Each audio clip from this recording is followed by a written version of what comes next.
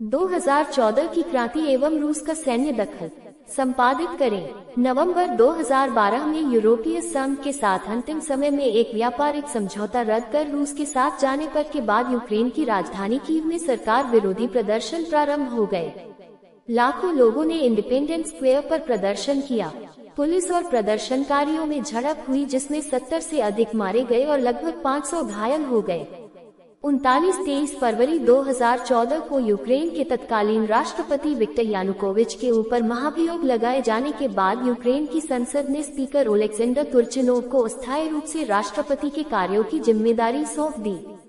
40-41 Yanukovych देश छोड़कर भाग गए। 26 फरवरी 2014 को हथियारबंद रूस समर्थकों ने यूक्रेन के क्रीमिया प्रायद्वीप में संसद और सरकारी बिल्डिंगों पर को कब्जा कर लिया। 39 रूसी सैनिकों ने क्रीमिया के हवाई अड्डों, एक बंदरगाह और सैन्य अड्डे पर भी कब्जा कर लिया, जिससे रूस और यूक्रेन के बीच आमने सामने की जंग जैसे हालात बन गए। 2 मार्च को रूस की संसद ने भी राष्ट्रपति पुतिन के यूक्रेन में रूसी सेना भेजने के निर्णय का अनुमोदन कर दिया। 43 दुनिया भर में इस संकट से चिंता छा गई और कई देशों के राजनयिक अमले हरकत में आ गए। यही नहीं, 3 मार्च को दुनिया भर के शेयर बाजार गिर गए। अमेरिकी राष्ट्रपति बराक ओबामा और उनके यूरोपीय सहयोगियों ने रूस के कदम को अंतर्राष्ट्रीय शांति और सुरक्षा के लिए खतरा बताया। 44 उन्होंने फोन पर रूसी राष्ट्रपति से 1.5 घंटा बात की। 45 4 मार्च को रूस के राष्ट्रपति ने सेनाएं वापस बुलाने की घोषणा कर दी। 628 वर्ग किलोमीटर 233,062 वर्ग मील के क्षेत्रफल और 2,782 किलोमीटर 1729 मील लंबी तटरेखा के साथ यूक्रेन दुनिया का 46वां सबसे बड़ा देश है, मेडागास्कर से पहले, दक्षिण सूडान के बाद। ये पूर्णतः यूरोपीय सीमा के अंदर आने वाला सबसे बड़ा देश है एवं यूरोप का दूसरा सबसे बड़ा देश है। उत्तर पश्चिम से दक्षिण तक यूक्रेन की मिट्टी 3 प्रमुख भागों में विभाजित किया जा सकता है। बलुआ पॉडजोलिजेड मिट्टी क्षेत्र, अत्यंत उपजाऊ काली मिट्टी चनजम का मध्य क्षेत्र तथा भूरा और लवणतायुक्त मिट्टी के क्षेत्र। 48 इनमें से सबसे प्रमुख काली मिट्टी है, जो कि यूक्रेन के 2/3 हिस्सों में पाई जाती है।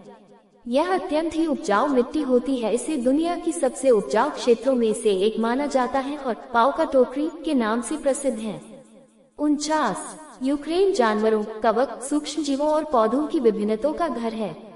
यूक्रेन का प्राणी क्षेत्र 2 भागों में बटा हुआ है। पहला पश्चिमी क्षेत्र जहां यूरोप की सीमा स्थित है, यहां मिश्रित वनों की विशिष्ट प्रजातियां देखने को मिलती हैं, और दूसरा पूर्वी यूक्रेन की ओर का क्षेत्र है जहां मैदान में रहने वाली प्रजातियां पनपती हैं। देश के वन क्षेत्रों में जंगली बिल्ली, भेड़िए, जंगली सूअर और नेवला मुख्य रूप से पाए जाते हैं। इनके अलावा यह अन्य की प्रकार के जीव पाया जाते हैं।